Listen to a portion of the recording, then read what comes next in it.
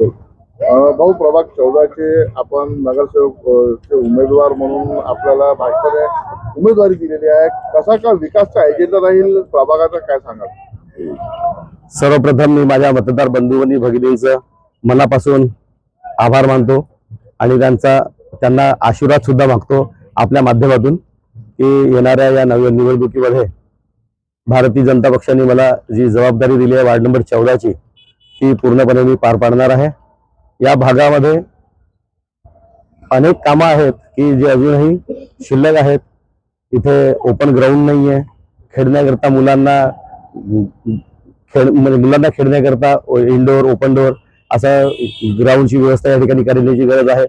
इथे 50 वर्ष पुढे शुद्ध पाणी मिळेल अशी व्यवस्था या इथे करायची गरज आहे.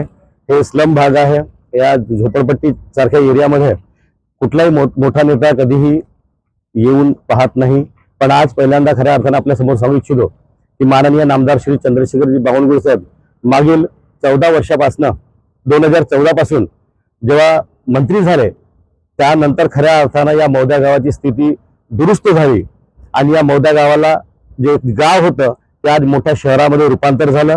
आणि या शहरामध्ये जे रूपांतर झालेलं आहे खऱ्या अर्थानं मौद्यातच नव्हे, तालुक्यातच नव्हे, जिल्ह्यात नव्हे, तर संपूर्ण महाराष्ट्रावर की देशभरामध्ये मौद्या या गावाचं नाव एक मोठं झालेलं आहे. उदाहरणार्थ आपण पाहू शकतो की महाराष्ट्रामध्ये मागच्या काळामध्ये मौदा नगरपंचायतीने पहिला क्रमांक मिळवून 15 कोटी रुपयाचं पहिलं बक्षीस जिंकला. देशामध्ये 8व्या क्रमांकावर 10 कोटीचं बक्षीस मिळवून 8व्या नंबरवर आलेला आहे. आणि यानंतर या निवडणुकीमध्ये या होऊ घातलेल्या 2025च्या निवडणुकीमध्ये माझं सुद्धा एक असा एजेंडा आहे की आज देशामध्ये आपण 8व्या क्रमांकावर आहोत, देशामध्ये आपण पहिल्या क्रमांकावर कसं आणता येईल या मौद्या गावाला, मी याच्यासाठी पुरेपूर प्रयत्न करणार आहोत आणि हे सर्व आमच्या मतदार बंधू आणि भगिनींच्या माध्यमातून ते करणार आहे. भाऊ, आपलं नाव मोठं चर्चेत आहे आणि आपण जनतेचंही समर्थन आपल्याला मिळत आहे, काय सांगाल? आज आपल्या या माध्यमातून मी सांगू इच्छितो की मी वयाच्या 21व्या वर्षीपासून जेव्हा 1997ला मी जेव्हा सरपंच झालो तेव्हापासून निरंतर मी जनतेच्या सेवेमध्ये राहिलो.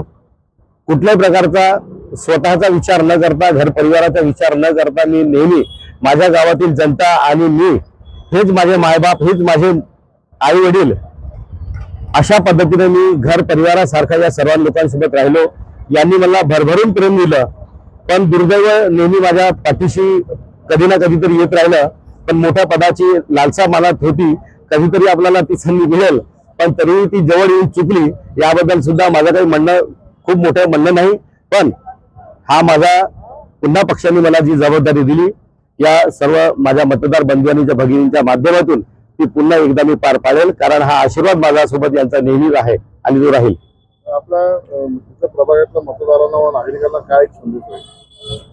मतदार बंधू आणि भगिनींना माझा एक संदेश आणि विनंती राहील की काँग्रेस पक्षाचे जे उमेदवार आहेत ते फक्त आणि फक्त निवडणुकीपुरते आपल्या समोर येतात. त्यांच्याजवळ कुठल्याही प्रकारचे मुद्दे नाही. भारतीय जनता पक्षाजवळ महिलांकरता लाडकी बहीण तर अर्ध्या तिकीट, बसमध्ये अर्ध्या तिकीट पासून तर पंतप्रधान आवास योजनेपासून तर सर्वोच्च स्वच्छ संरक्षणाच्या माध्यमातून हे सर्व योजना घराघरापर्यंत पोहोचलेल्या आहेत. काँग्रेस पक्षामध्ये फक्त त्यांचे जे नेते आहेत, जे मानले जातात की सुनील केदार, हे जिल्ह्यातील एक भ्रष्ट नेता म्हणून ओळखलं जातं. हे फक्त या इलेक्शनमध्ये येतात, त्यांचे नावाच्या कसमा खाऊन या ठिकाणी लोकांना भ्रमित करतात. जनतेने त्यांना हा प्रश्न विचारावा की आमच्या शेतकरी बंधूंचे जे कोऑपरेटिव्ह बँकेमध्ये 157 कोटी रुपयाचा गबन आपण केला आणि ते पैसे महाराष्ट्र सरकारने भरून पुन्हा एकदा ती शेतकऱ्यांची बँक सुरू केली, व अशा खोट्या प्रचाराला कोणी बळी पडू नका. त्यामुळे मी सर्वांना विनंती करतो की आपण सर्वांनी भारतीय जनता पक्षावर, देशामध्ये नरेंद्र मोदी, राज्यामध्ये देवेंद्र फडणवीस, जिल्ह्यामध्ये चंद्रशेखरजी बावनकुळे पालकमंत्री आणि नगरपंचायतचा हा चौथा चाक माझ्या माध्यमातून, नगरसेवकाच्या माध्यमातून राजाभाऊ तिडके नगराध्यक्षाचे उमेदवार आहेत, त्यांच्या माध्यमातून आम्हाला दोघांना विजयी करावं आणि चौथा चाक हा आपल्या गावाच्या विकासाच्या दृष्टीने, विकासाच्या दिशेने न्यावा, हीच या प्रसंगी मी विनंती करतो. धन्यवाद.